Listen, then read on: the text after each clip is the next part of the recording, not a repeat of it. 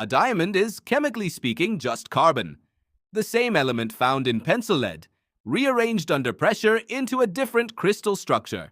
It is not particularly rare, and yet, for nearly a century, people have spent more money on diamonds, relative to their actual scarcity, than almost any other commodity on Earth. This did not happen by accident. It happened because one company spent decades engineering it. That company was De Beers, and the story of how it convinced the world that a diamond was the only acceptable way to express love is one of the most successful marketing campaigns in history. The story starts in the late 1800s, when massive diamond deposits were discovered in South Africa. This was a problem for the industry, not an opportunity. Diamonds had always been rare because supply was naturally limited. Suddenly, basic economics suggested prices should collapse. A businessman named Cecil Rhodes saw the threat clearly. If diamonds became abundant, they would become cheap. So in 1888, Rhodes founded De Beers Consolidated Mines and began buying up diamond mines across South Africa, consolidating control of the supply under a single company. By controlling nearly the entire global supply of rough diamonds, De Beers could control how many entered the market each year, regardless of how many were actually being dug out of the ground. The company stockpiled diamonds during weak demand and released them slowly during strong demand, manufacturing scarcity even when it did not naturally exist. For most of the 20th century, De Beers controlled somewhere between 80 and 90% of the world's rough diamond supply. But controlling supply was only half the strategy. The other half was convincing people they wanted diamonds in the first place. In 1938, De Beers hired an advertising agency called N.W. Ayer. Diamond sales in the United States had been declining for years, and young men buying engagement rings did not see diamonds as essential. The agency set out to change that, not by advertising diamonds directly, but by embedding the idea into popular culture itself, placing diamonds in Hollywood films and getting them worn and discussed by celebrities and socialites.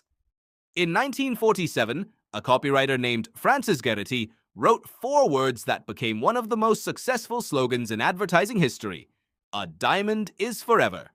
The phrase linked diamonds not to price, but to permanence, exactly what a couple wants to associate with marriage.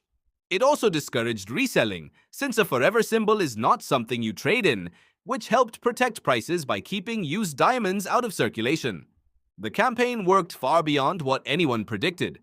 By the 1950s, the diamond engagement ring had gone from a minority custom to a near-universal expectation in the United States. The campaign later expanded into Japan in the 1960s and 70s, a country with essentially no tradition of diamond rings beforehand. By the late 1980s, the majority of Japanese brides were receiving diamond rings, a custom built almost entirely from a marketing campaign roughly 2 decades earlier. De Beers also pushed the idea that a ring should cost a specific fraction of a man's salary, a suggestion with no basis in any real tradition. The figure ranged from 1 month's salary to 3 months, but the message was the same. Spending less risked signaling you did not value the relationship. By the late 20th century, regulators took notice. In 2004, De Beers pleaded guilty to price-fixing charges in the United States, paying a fine, and later faced antitrust scrutiny in Europe. Its market share has declined significantly since its peak, partly due to new discoveries in Russia, Canada, and Botswana, and partly due to regulatory pressure. Today, De Beers controls somewhere in the range of 30 to 35% of the global market, though it remains highly influential.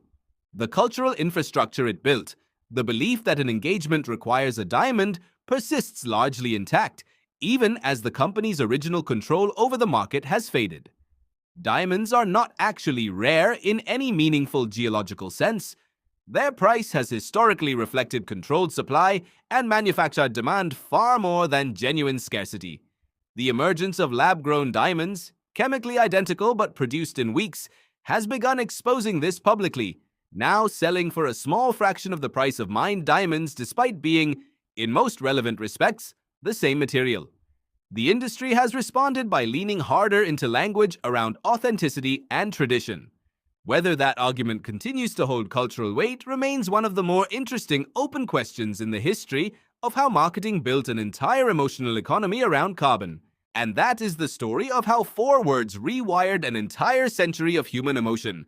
A diamond is forever. But now you know what that sentence was really doing. It was not poetry, it was engineering. So here is the question we want you to sit with. If you found out tomorrow that every tradition you hold around love and commitment was built by a marketing team, would it change anything for you? Let us know in the comments. We read every single one. And if this video made you see something you cannot unsee, hit like and subscribe. We do this every week. The hidden systems behind the things you think are natural. The invisible hands behind the feelings you think are yours. We will see you in the next one.